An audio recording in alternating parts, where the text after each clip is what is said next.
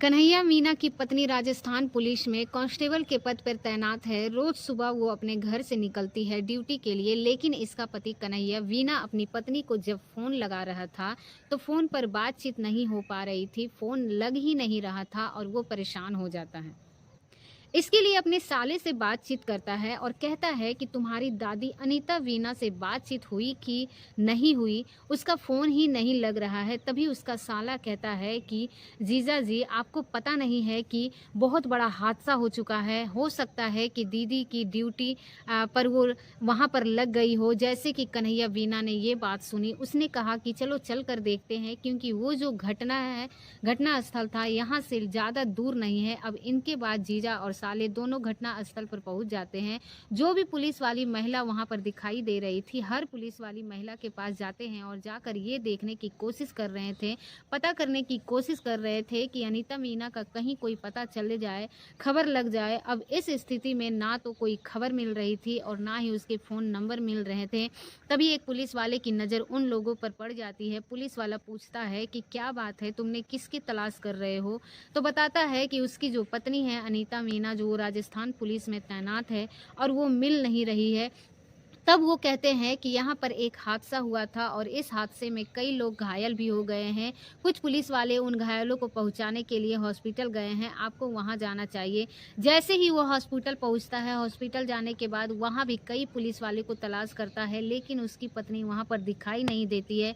आखिरकार वो थक कर वो जो घायल होते हैं उनके पास बैठ जाते हैं और उनमें अपनी पत्नी को तलाश करने की कोशिश कर रहा था और वहाँ भी नहीं मिलती है। अब किसी ने बताया कि तुम्हारी मोचोरी की तरफ जाना चाहिए, वहाँ भी कुछ पुलिस वाले हैं, हो सकता है कि तुम्हारी पत्नी वहाँ पर हो। अब वो व्यक्ति मोचोरी के पास पहुँचता है और वहाँ पर पुलिस वालों को देख रहा था, लेकिन कोई पुलिस वालों ने उसकी पत्नी को नज़र नहीं आ रही थी। तभी एक स्ट्रक्चर पर पड़ी हुई लाश पर उसकी नज़र पहुँचती है और उस लाश को पूरी तरह से एक सफ़ेद चादर से अपने आगोश में लिया हुआ था, लेकिन जो है उसका पैर का हिस्सा उस चादर से बाहर निकला हुआ था। जैसे ही उसने उस पैर के हिस्से को देखा, जोर-जोर से चीख-चीख कर रोने लगता है और उसके रोने की उस धड़ार को आवाज़ सुनने के बाद जो भी आस-पास के लोग थे, सबकी नज़र उस व्यक्ति पर पड़ती है और यानी कि कन्हैया मीना पर। कन्हैया मीना से पूछा जाता है कि ये कौन है? वो कहता है कि ये तो मेरी पत्नी है और ये मर चुकी है। दरअसल उसकी पत्नी रोज़ ड्यूटी के लिए निकलती है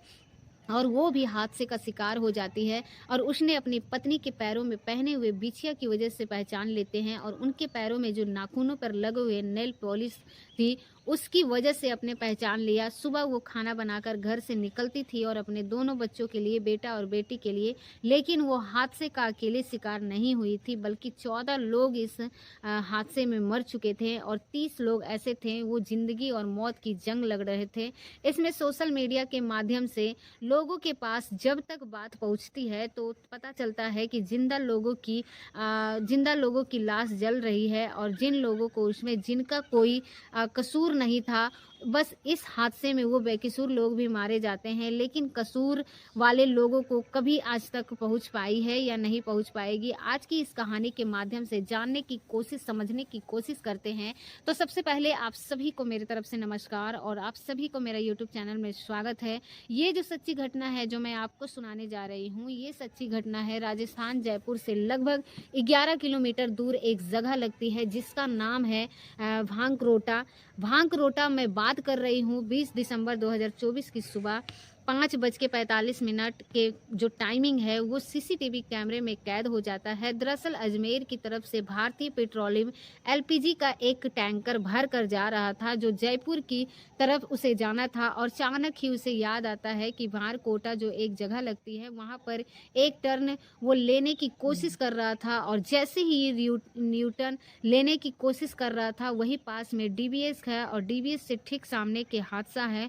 उसने जैसे अपने ट्रक को मोड़ा, सुबह के वक्त था, 5:45 के आसपास का ये समय हो रहा था। अचानक ही दूसरी साइड यानी कि जयपुर की तरफ से जो अजमेर की तरफ जा रहा था, एक ट्रक, उस ट्रक की टक्कर उससे हो जाती है और साइड जैसे ही लगती है तो लगभग 5 नौजल होते हैं और इस एलपीजी टैंकर में 5 के पाँचों नौजल उस टक्कर लगने की वजह से टूट जाते हैं। और जैसे ही वो टूटते हैं, वो जो गैस है उसके अंदर भरी हुई थी, लगभग बताया जाता है कि 18 टन गैस उसके अंदर भरी हुई थी।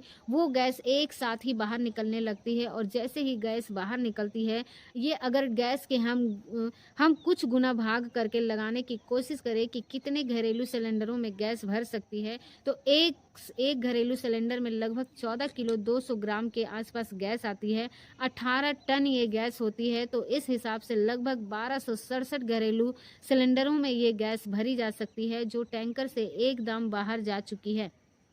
लगभग 200 मीटर के दायरे में एक एक गोला सा बन जाता है और एक लोगों को जो वातावरण था उसमें ये पूरी तरह से घुल जाती है और मिल जाती है। अब यहाँ से कोई ऐसी चिंगारी निकलती है। इस चिंगारी के निकलने के बाद जैसी चिंगारी निकलती है 200 मीटर के दायरे में अब कुछ भी, चाहे वो पक्षी हो, चाहे वो पेड़ हो, पौधे हो या फिर झाड़ियाँ हो, वो भी जलने लगती है। चीज़ें थी ज्वलनशील पदार्थ से 100-200 मीटर के दायरे में एकदम से आग लगनी शुरू हो जाती है।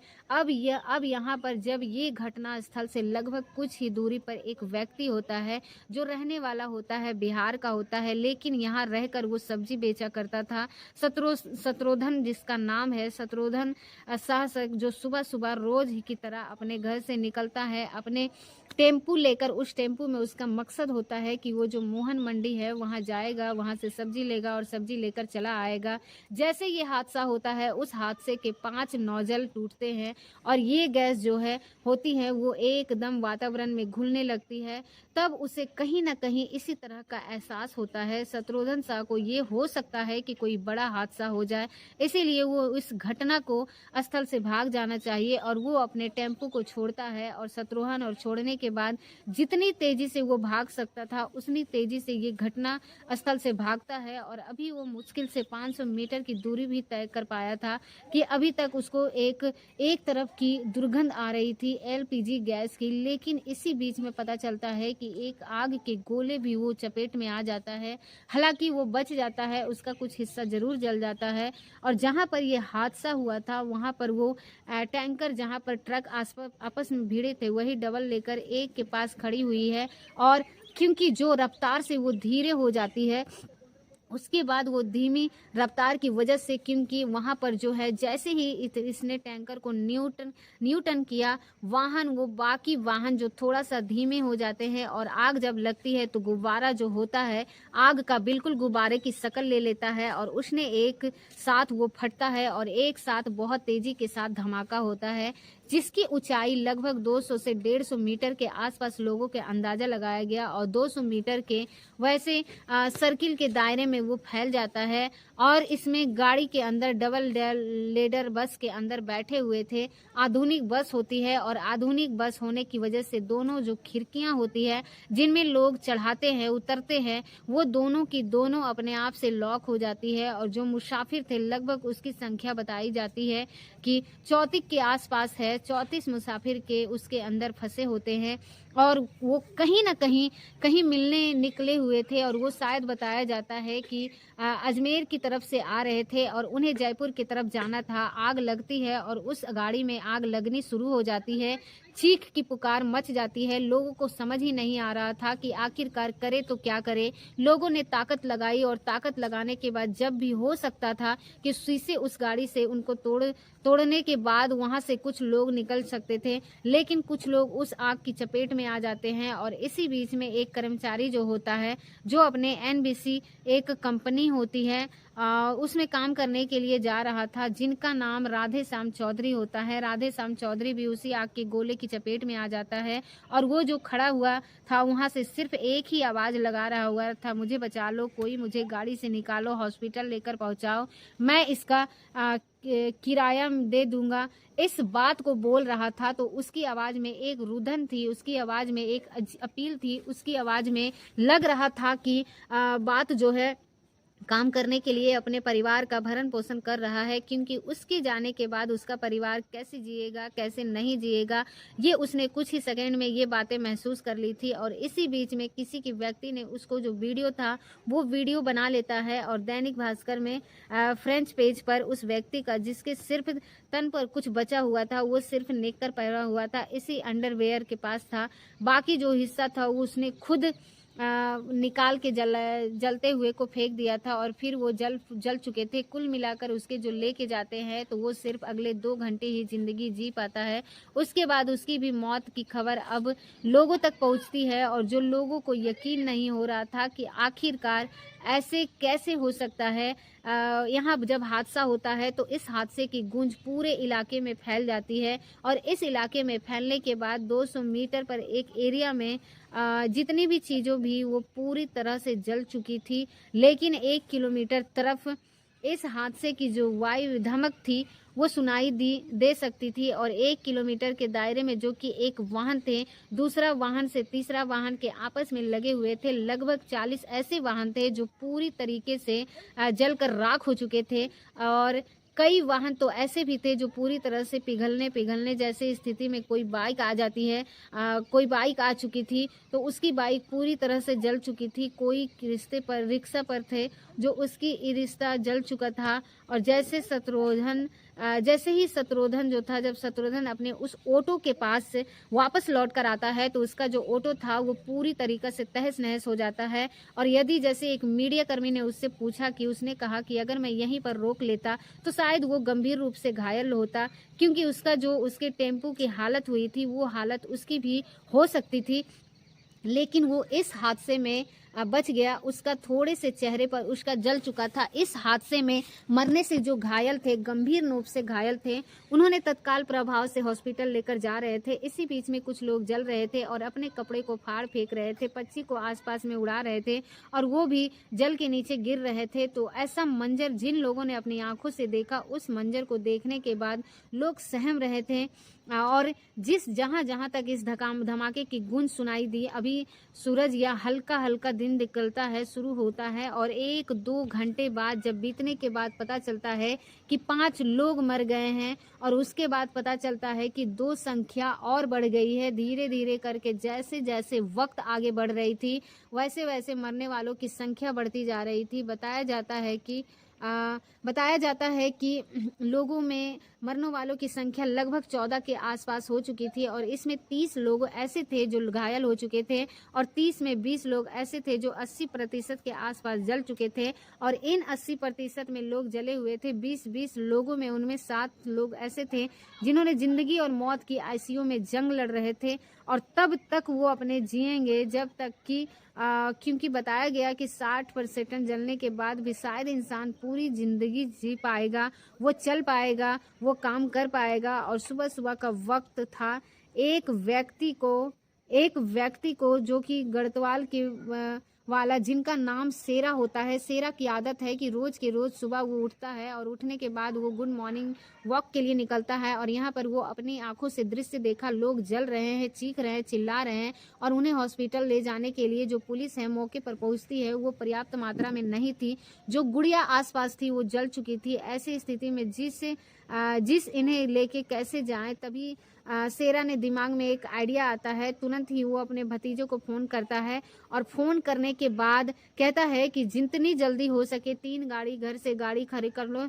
तीनों की तीनों दिल्ली के किसी माध्यम से मौके पर लेकर पहुंचे। उन्हें भी लगभग 12 से 14 लोगों को हॉस्पिटल पहुंचाया और शेरा जैसे कई लोगों के ऐसे थे जो यहाँ पर देवदूत बनकर आते हैं। कई लोग तो बचाने की कोशिश करते हैं और कई लोग तो जो है जिनका नाम करनी होता है, कोई कसूर नहीं था। वो रिटायर आईएएस ऑफिसर जिनका नाम करनी सिंह राठौर होता है। करनी सिंह राठौर ने अपने फार्म हाउस, जो कि इसी भंगडोर में फार्म हाउस से निकलकर अपने जयपुर की तरफ जा रहे थे, लेकिन उन्हें बिल्कुल नहीं पता था कि उनकी ज़िंदगी का आखिरी दिन हो सकता है। दरअसल जैसे ही वो यहाँ से निकल रहे थे, वो भी इस जगह पर आग लग रही थी, उसी जगह की चपेट में आ गई। उनकी गाड़ी भी आ जाती है और जब उनकी गाड़ी भी आ जाती है तो वो भी उस गाड़ी में जलकर उनके साथ ही हादसा हो जाता है। और अब जब परिवार के लोग उन्हें लगातार तलाश कर रहे थे। जब तलाश कर रहे थे तो उन्हें कुछ अता पता नहीं चलता है, उनका फ़ोन नंबर जो था वो बंद था। तो ऐसी स्थिति में वो करे तो क्या करे,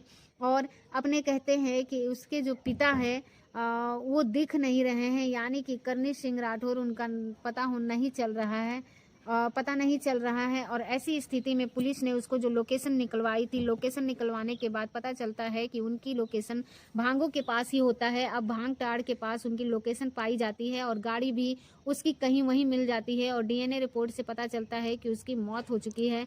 डीएनए रिपोर्ट से इस बात का भी खुलासा होता है कि जैसे रैंकर और जिस ट्रक की ऑफिस में भिड़ंत हुई थी, उसी ट्रैक में जो ड्राइवर रहते हैं, जो ड्राइवर थे वो भी वहां पर आ जाया करते थे और आपस में बैठा हुआ था। उसके बचने का बिल्कुल भी अवसर नहीं मिल पा रहा था, मौका नहीं मिल पा रहा था। हालांकि टैंकर वाला शायद वहां से उस मात्रा में, उस स्थिति से नहीं पाई गई थी, लेकिन जो ट्रक होता है, ट्रक के बारे में, ड्राइवर के बारे में ये बताया जाता है कि जब ये हादसा होता है तो उस हादसे में जल जाता है। उसकी जो डेड बॉडी मिलती है और फिर उसके बाद वो इतनी मिलती है कि किसी व्यक्ति को चिंता जलाती है, और जो उसके बाद कुछ राख, कुछ हिस्सा बनता है, और यानी कि जैसी अस्थियां के लिए कलश होता है, कलश जितना से बचा हुआ था उसको ही एक एम्बुलेंस में रखकर उस छोटे को इस कलश से एक पोटली से लेकर वहां जाते हैं। और इसी बात की बड़ी चर्चा चल रही थी कि आखिरकार एक जो ड्राइवर है, जिसका कोई कसूर नहीं है, कोई उसका दोष नहीं है, और वो भी इस हादसे का शिकार हो जाता है। और ये संख्या भी घट तो खैर नहीं सकती है, लेकिन ये बढ़ जरूर सकती है जिस तरह से ये हादसा होता है। लेकिन इसमें भी अनीता मीना के असल में 2 बच्चे होते हैं, एक बेटा और एक बेटी होती है। वो 2016 में राजस्थान पुलिस में उसकी पोस्टिंग हो जाती है, और 2016 में उसकी पोस्टिंग होने के बाद वो जयपुर के पास एक दूधू लगता है, वो दूध में वो रहती है और अपने पति और 2 बच्चों के साथ एक सुबह उसका जो है जैनपुर में जाकर अपनी ड्यूटी करना होता है। उसके काम था कि कोई भी वाहन मिल जाता है, वाहन में बैठते हैं और वो अपनी ड्यूटी में पहुंच जाती है। बेटा और बेटे उनके लिए खाना वाना के निकाली थी, लेकिन जैसे ही उसके पति कन्हैया को इस बात का पता चलता है कि वो एक हादसा हो चुका है, कन्हैया की टेंशन बढ़ जाती है। कन्हैया सोचने पर मजबूर हो जाता है कि आखिरकार कुछ ना कुछ तो बात जरूर हुई है। जब वो इसकी अपनी पत्नी अनीता मीना के बारे में चलता है तो उसने उसकी जो बीवी मिलती है वो मरचोरी के पास स्ट्रक्चर पर रखी हुई लाश के माध्यम से पता चलता है, क्योंकि उस लाश का जो बेड पर था वो बच गया था, और जिस हिस्से में बिछिया पहने हुए थे, जिस हिस्से में वो पायल पहने हुए थे, नेल पॉलिश लगाई हुई थी, लेकिन उस हादसे में उसको पहचानना बहुत मुश्किल हो रहा था। लेकिन पति ने उसको पहचान लिया। उसकी भी डीएनए रिपोर्ट से क्लियर हो जाता है कि इस हादसे में पूरी इंडिया को हिला के रख दिया है। जहां जहां तक लोगों को मोबाइल में इस घटनाक्रम की गूंज फैलती है, लोग सोचने पर मजबूर हो जाते हैं। अब इसके बाद ये जानकारी जुटाना शुरू कर देते हैं, इस मामले की जांच पड़ताल होना शुरू हो जाती है कि आखिरकार इसमें किसके पीछे, किसकी वजह है। तो बताया जाता है कि सड़क निर्माण कराने वाले कहीं ना कहीं उनका दोस्त है, समय पर निर्माण करा देता तो पुलिया का निर्माण हो गया होता, तो शायद इसमें कोई चीज निकल जाता ही नहीं आता। लगभग 48 घंटे बीत जाते हैं और फिर राजस्थान की जो सरकार होती है किसी को भी खिलाफ कार्रवाई नहीं कर पाती है, क्योंकि शायद उसके नतीजे पर पहुंचे ही नहीं पाए थे जो नतीजा पर पहुंचना होना चाहिए था। दोस्तों, इस पूरे घटनाक्रम को सुनाने का उद्देश्य किसी को परेशान करना नहीं, किसी का दिल दुखाना नहीं, बल्कि आपको जागरूक करना है, आपको सचेत करना है। इसके बाद मुख्यमंत्री भी मौके पर पहुंचते हैं और तमाम तरह की राहतें दी जाती है। प्रधानमंत्री की तरफ से एक ट्वीट किया जाता है, जो मृतक के लोग हैं उसको कुछ लाख रुपये दिया जाए, और उसके साथ ही उसको मुख्यमंत्री राजस्थान के जो होते हैं वो भी घोषणा करते हैं कि मृतकों को 5 लाख रुपए के साथ जो घायल होते हैं उनको 1 लाख रुपए दे दिया जाए। और उसके बाद पैसों से कभी इंसान की भरपाई नहीं होती है, और जो इंसान चला जाता है वो जिम्मेदारी उठाता है, और उसके बाद वो कैसे परिवार के लोग जीते हैं ये तो खैर नहीं बता सकता। जिसके साथ ये हादसा हुआ था वो कहावत है, बिल्कुल सही है कि लोग पढ़ाई इसलिए अब आगे भविष्य में कोई इस तरह की हादसा ना हो। सरकारों को, चाहे वो पूरे भारत के किसी भी प्रदेश की सरकार क्यों ना हो, उन्हें सबक लेना चाहिए, और इस तरह से जो रोक नहीं है, कोई दिक्कत परेशानी है तो उसको तत्काल प्रभाव से बनाना चाहिए, और इस तरह से हाथ पर तमाम लगनी चाहिए। दोस्तों, आप लोगों का बहुत बहुत धन्यवाद।